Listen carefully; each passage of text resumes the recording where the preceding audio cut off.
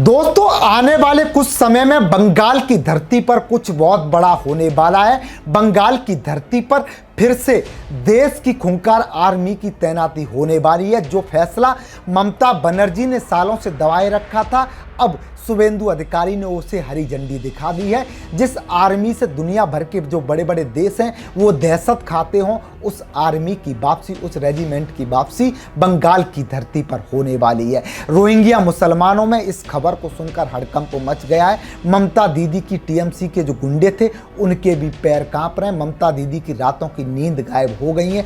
आखिरकार ममता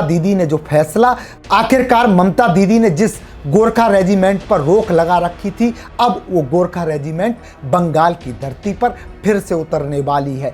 दोस्तों नमस्कार, जय हिंद। मेरा नाम है संदीप और आप देख रहे हैं अपना उत्तर प्रदेश।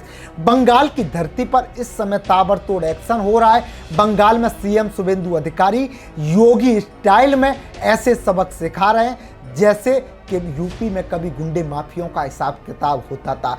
पुष्पा जो कहता था झुकूंगा नहीं, ऐसा झुक गया है। अब उसकी पत्नी भी जेल जाने की तैयारी में है। बुर्के वाली महिलाओं ने सीआरपीएफ पर जो अटैक किया था उनका भी हिसाब किताब हो रहा है। लेकिन इस समय बंगाल से सबसे बड़ी खबर आ रही है कि बंगाल में गोरखा फोर्स जो थी अब वापस से उसकी नियुक्ति होने वाली है। 1000 पदों के लिए सीएम शुभेंदु अधिकारी ने ऐलान कर दिया है। यह खास रिपोर्ट देखिए और समझने की कोशिश कीजिए। आखिरकार बंगाल की धरती पर आने वाले दिनों में क्या कुछ बड़ा होने वाला है। बंगाल में होने वाला है कुछ बहुत बड़ा। शुभेंदु अधिकारी ने कर दिया धमाका। बंगाल की धरती पर फिर से उतरेगी देश की सबसे खूंखार आर्मी। टीएमसी के गुंडों में मची खलबली। ममता बनर्जी ने जिस फोर्स पर लगाई थी रोक, बंगाल में उसी फोर्स की हो रही है वापसी। सीएम शुभेंदु का बड़ा ऐलान। खबर सुनते ही बांग्लादेश की तरफ भागने लगे रोहिंग्या मुसलमान। दोस्तों, पश्चिम बंगाल की राजनीति में कुछ ऐसा होने जा रहा है जिसने ममता बनर्जी की नींदें उड़ा दी हैं। जिस फोर्स को धीरे धीरे कमजोर किया गया, जिस फोर्स की भर्ती लगभग बंद हो गई, जिस फोर्स को लेकर वर्षों से गोरखा समाज नाराज था, अब उसी फोर्स की बंगाल में जोरदार वापसी की तैयारी शुरू हो चुकी है। और सबसे बड़ी बात, इस पूरे मिशन के पीछे बीजेपी का बड़ा प्लान बताया जा रहा है। दार्जिलिंग की पहाड़ियों से लेकर कोलकाता के सत्ता गलियारों तक एक ही चर्चा है, क्या बंगाल में फिर से ईस्टर्न फ्रंटियर राइफल्स यानी ईएफआर को नई ताकत मिलने जा रही है? क्या हजारों गोरखा युवाओं को रोजगार मिलने जा रहा है? क्या बीजेपी 2027 विधानसभा चुनाव से पहले पहाड़ों में अपना सबसे बड़ा राजनीतिक दांव चल चुकी है? और आखिर क्यों ममता सरकार पर आरोप लग रहे हैं कि उसने इस ऐतिहासिक फोर्स को खत्म करने की कोशिश की? आज की रिपोर्ट में हम आपको पूरी कहानी समझाएंगे। दरअसल पश्चिम बंगाल विधानसभा में नेता प्रतिपक्ष शुभेंदु अधिकारी ने अपने दार्जिलिंग दौरे के दौरान एक बड़ा ऐलान किया है। उन्होंने कहा है कि उनकी सरकार बनने पर ईस्टर्न फ्रंटियर राइफल्स यानी कि ईएफआर को फिर से मजबूत किया जाएगा और इसमें 1000 से ज्यादा गोरखा युवाओं की भर्ती की जाएगी।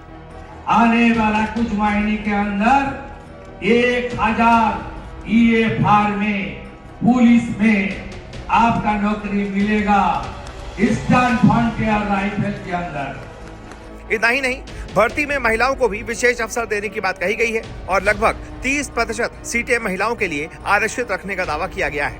35% हमारी बेटी और बहन को, हमारी बेटी बहन को 30% हर सरकारी नौकरी में रिजर्वेशन देने का काम भारतीय जनता पार्टी का डबल इंजन सरकार करेगा। अब सवाल ये उठता है कि आखिर ईएफआर क्या है? दोस्तों, ईएफआर कोई साधारण पुलिस यूनिट नहीं है। इसका इतिहास अंग्रेजों के जमाने से जुड़ा हुआ है। ब्रिटिश शासन के दौरान पूर्वी सीमाओं की सुरक्षा और कानून व्यवस्था बनाए रखने के लिए इस फोर्स की स्थापना की गई थी। आजादी के बाद भी ये पश्चिम बंगाल की सुरक्षा व्यवस्था का महत्वपूर्ण हिस्सा बनी रही। इस फोर्स ने विश्व युद्धों से लेकर 1962 के भारत चीन युद्ध, 1965 और 1971 के युद्धों और नक्सल विरोधी अभियानों तक कई महत्वपूर्ण जिम्मेदारियां निभाई हैं। लेकिन ईएफआर की सबसे बड़ी पहचान इसकी गोरखा विरासत है। कालिम्पोंग और पहाड़ी इलाकों के हजारों परिवारों का इस फोर्स से दशकों पुराना रिश्ता रहा है। कई परिवारों में दादा ईएफआर में थे, फिर पिता भर्ती हुए, बाद में बेटे भी इसी परंपरा को आगे बढ़ाते रहे। यही कारण है कि गोरखा समाज ईएफआर को सिर्फ नौकरी नहीं बल्कि सम्मान, पहचान और गौरव का प्रतीक मानता है। राजनीतिक विवाद और बड़ा आरोप, यहीं से राजनीति शुरू होती है। बीजेपी और कई गोरखा संगठनों का आरोप है कि ममता बनर्जी सरकार के दौरान ईएफआर में नई भर्तियां लगभग बंद हो गई। पुराने जवान रिटायर होते गए, लेकिन उनकी जगह पर्याप्त संख्या में नए लोगों की नियुक्ति नहीं हुई।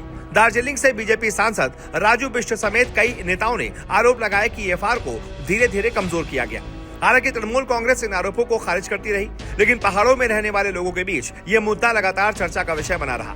अब शुभेंदु अधिकारी का नया ऐलान सीधे उसी नाराजगी को संबोधित करता दिखाई दे रहा है। राजनीतिक विश्लेषकों का मानना है कि ये सिर्फ भर्ती का मामला नहीं है, बल्कि गोरखा पहचान और पहाड़ी राजनीति से जुड़ा बड़ा संदेश भी है, क्योंकि दार्जिलिंग और आसपास के इलाकों में पहचान, प्रतिनिधित्व और सम्मान के मुद्दे हमेशा चुनावी राजनीति के केंद्र में रहे हैं। ऐसे में ईएफआर को मजबूत करने का वादा बीजेपी के लिए एक बड़े राजनीतिक हथियार की तरह देखा जा रहा है। सोचिए, जिस समुदाय ने देश की सीमाओं की रक्षा के लिए पीढ़ियों तक अपनी सेवाएं दी, जिसकी बहादुरी की मिसाल पूरी दुनिया देती रही, अगर उसी समुदाय के युवाओं को रोजगार और सम्मान का नया अवसर मिलता है तो उसका असर कितना बड़ा होगा। ईएफआर का प्रतीक खुखरी है। खुखरी केवल एक हथियार नहीं, बल्कि गोरखा गौरव और वीरता का प्रतीक मानी जाती है। इसीलिए जब ईएफआर की बात होती है तो ये केवल एक भर्ती प्रक्रिया नहीं रह जाती, बल्कि पूरे समुदाय की भावनाओं से जुड़ जाती है। शुभेंदु अधिकारी ने अपने दौरे के दौरान सिर्फ ईएफआर की नहीं, बल्कि उत्तर बंगाल में पर्यटन, सड़क, स्वास्थ्य, शिक्षा और रोजगार बढ़ाने के भी कई वादे किए हैं। उन्होंने कहा कि पहाड़ी इलाकों को विकास की मुख्य धारा से जोड़ा जाएगा और केंद्र सरकार की योजनाओं का लाभ अंतिम व्यक्ति तक पहुंचाया जाएगा। अब देखने वाली बात होगी कि ये घोषणाएं जमीन पर कब और कैसे उतरती हैं। फिलहाल इतना तय है कि ईएफआर का मुद्दा पश्चिम बंगाल की राजनीति में एक बार फिर से केंद्र में आ चुका है। गोरखा समाज की भावनाएं, रोजगार का सवाल और आने वाले चुनाव, तीनों अब इस मुद्दे से जुड़ चुके हैं। क्या ये बीजेपी का मास्टर स्ट्रोक साबित होगा? क्या गोरखा युवाओं को वास्तव में बड़े पैमाने पर अवसर मिलेंगे? और क्या ममता बनर्जी सरकार इस मुद्दे का जवाब दे पाएगी? आपकी क्या राय है, कमेंट में बताएं। वीडियो पसंद आए हो तो लाइक करें, ज्यादा से ज्यादा शेयर करें और चैनल को सब्सक्राइब करना बिल्कुल भी ना भूलें। नमस्कार, जय हिंद, जय भारत। बंगाल में होने वाला है कुछ बहुत बड़ा। शुभेंदु अधिकारी ने कर दिया धमाका। बंगाल की धरती पर फिर से उतरेगी देश की सबसे खूंखार आर्मी। टीएमसी के गुंडों में मची खलबली। ममता बनर्जी ने जिस फोर्स पर लगाई थी रोक, बंगाल में उसी फोर्स की हो रही है वापसी। सीएम शुभेंदु का बड़ा ऐलान। खबर सुनते ही बांग्लादेश की तरफ भागने लगे रोहिंग्या मुसलमान। दोस्तों, पश्चिम बंगाल की राजनीति में कुछ ऐसा होने जा रहा है जिसने ममता बनर्जी की नींदें उड़ा दी हैं। जिस फोर्स को धीरे धीरे कमजोर किया गया, जिस फोर्स की भर्ती लगभग बंद हो गई, जिस फोर्स को लेकर वर्षों से गोरखा समाज नाराज था, अब उसी फोर्स की बंगाल में जोरदार वापसी की तैयारी शुरू हो चुकी है। और सबसे बड़ी बात, इस पूरे मिशन के पीछे बीजेपी का बड़ा प्लान बताया जा रहा है। दार्जिलिंग की पहाड़ियों से लेकर कोलकाता के सत्ता गलियारों तक एक ही चर्चा है, क्या बंगाल में फिर से ईस्टर्न फ्रंटियर राइफल्स यानी ईएफआर को नई ताकत मिलने जा रही है? क्या हजारों गोरखा युवाओं को रोजगार मिलने जा रहा है? क्या बीजेपी 2027 विधानसभा चुनाव से पहले पहाड़ों में अपना सबसे बड़ा राजनीतिक दांव चल चुकी है? और आखिर क्यों ममता सरकार पर आरोप लग रहे हैं कि उसने इस ऐतिहासिक फोर्स को खत्म करने की कोशिश की? आज की रिपोर्ट में हम आपको पूरी कहानी समझाएंगे। दरअसल पश्चिम बंगाल विधानसभा में नेता प्रतिपक्ष शुभेंदु अधिकारी ने अपने दार्जिलिंग दौरे के दौरान एक बड़ा ऐलान किया है। उन्होंने कहा है कि उनकी सरकार बनने पर ईस्टर्न फ्रंटियर राइफल्स यानी कि ईएफआर को फिर से मजबूत किया जाएगा और इसमें 1000 से ज्यादा गोरखा युवाओं की भर्ती की जाएगी।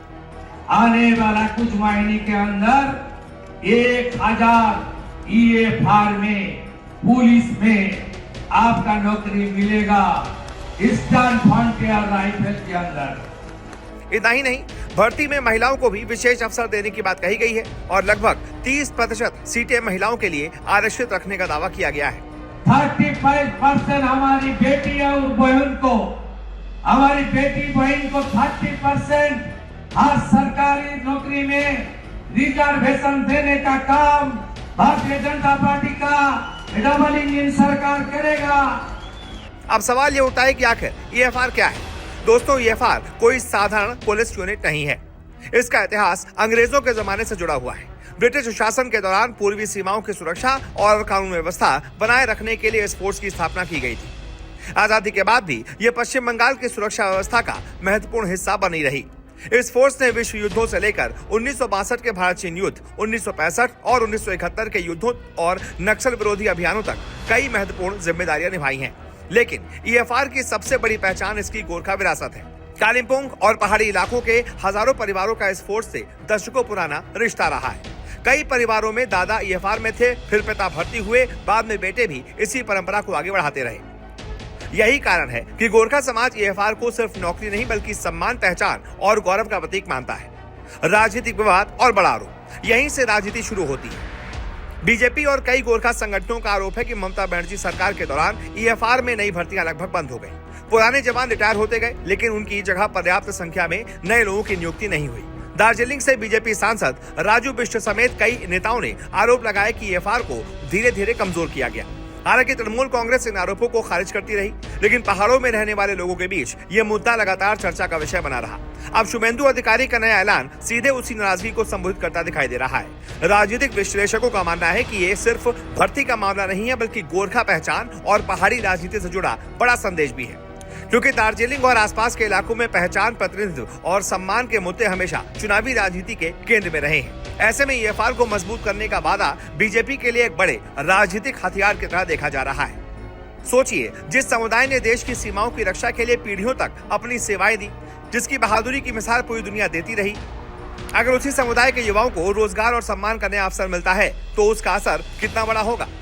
ईएफआर का प्रतीक खुखरी है। खुखरी केवल एक हथियार नहीं, बल्कि गोरखा गौरव और वीरता का प्रतीक मानी जाती है। इसीलिए जब ईएफआर की बात होती है तो ये केवल एक भर्ती प्रक्रिया नहीं रह जाती, बल्कि पूरे समुदाय की भावनाओं से जुड़ जाती है। शुभेंदु अधिकारी ने अपने दौरे के दौरान सिर्फ ईएफआर की नहीं, बल्कि उत्तर बंगाल में पर्यटन, सड़क, स्वास्थ्य, शिक्षा और रोजगार बढ़ाने के भी कई वादे किए हैं। उन्होंने कहा कि पहाड़ी इलाकों को विकास की मुख्य धारा से जोड़ा जाएगा और केंद्र सरकार की योजनाओं का लाभ अंतिम व्यक्ति तक पहुंचाया जाएगा। अब देखने वाली बात होगी कि ये घोषणाएं जमीन पर कब और कैसे उतरती हैं। फिलहाल इतना तय है कि ईएफआर का मुद्दा पश्चिम बंगाल की राजनीति में एक बार फिर से केंद्र में आ चुका है। गोरखा समाज की भावनाएं, रोजगार का सवाल और आने वाले चुनाव, तीनों अब इस मुद्दे से जुड़ चुके हैं। क्या ये बीजेपी का मास्टर स्ट्रोक साबित होगा? क्या गोरखा युवाओं को वास्तव में बड़े पैमाने पर अवसर मिलेंगे? और क्या ममता बनर्जी सरकार इस मुद्दे का जवाब दे पाएगी? आपकी क्या राय है, कमेंट में बताएं। वीडियो पसंद आए हो तो लाइक करें, ज्यादा से ज्यादा शेयर करें और चैनल को सब्सक्राइब करना बिल्कुल भी ना भूलें। नमस्कार, जय हिंद, जय भारत।